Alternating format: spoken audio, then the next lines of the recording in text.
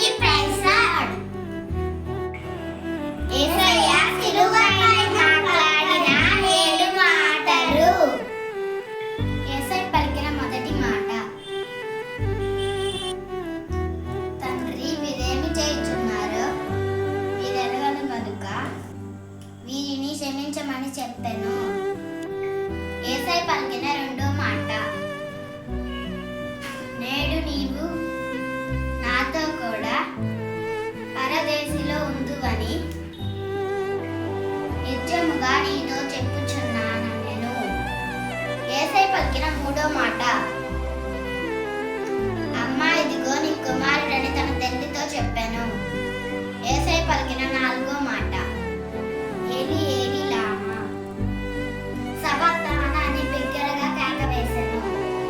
యేసయ్య పలికిన ఐదో మాట, లేఖనము నెరవేరునట్లు నేను తప్పికొల్చున్నానెను. యేసయ్య పలికిన ఆరో మాట, యేసు చిరక పుచ్చుకొని సమాప్తమైనదని చెప్పి తల వంచి ఆత్మను అప్పగించెను.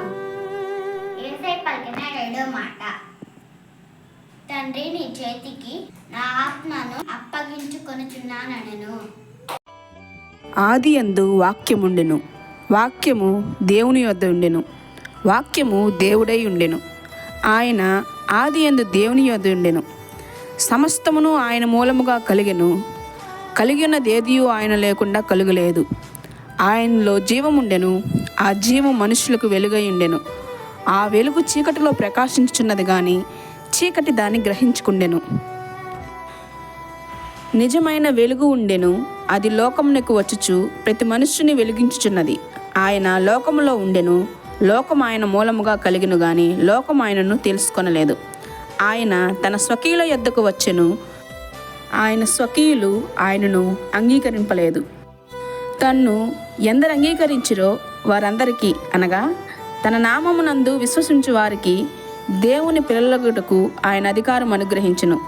వారు దేవుని వలన పుట్టిన వారే గాని రక్తము వలనైనను శరీరేచ్ఛల వలనైనను మనుష్యేచ్ఛల వలనైనను పుట్టినవారు కారు. ఆ వాక్యము శరీరధారి అయి కృపాసక్తి సంపూర్ణుడుగా మన మధ్య నివసించును. తండ్రి వలన కలిగిన అద్వితీయ కుమారుని మహిమ వలె మనము ఆయన మహిమను కనుగొంటిమి. దేవుడు మన కొరకు స్థానం, పరిశుద్ధత, ఆశీర్వాదం, ఘనత, పరువు, అందం, ఆరోగ్యం, ప్రాణం ఇచ్చాడు. ఇవి అన్నీ మనం పొందడానికి యేసయ్య సిలువుపై తన ప్రాణం అర్పించాడు. మన పాపాల శిక్షను తన మీద తీసుకున్నాడు. ఆయనను నమ్మిన ప్రతి ఒక్కరికి క్షమాపణ, రక్షణ, నిత్య జీవం లభిస్తాయి. కాబట్టి ఇవన్నీ మన కొరకు చేసిన యేసయ్యను నమ్ముకోండి, నిత్య జీవం పొందండి.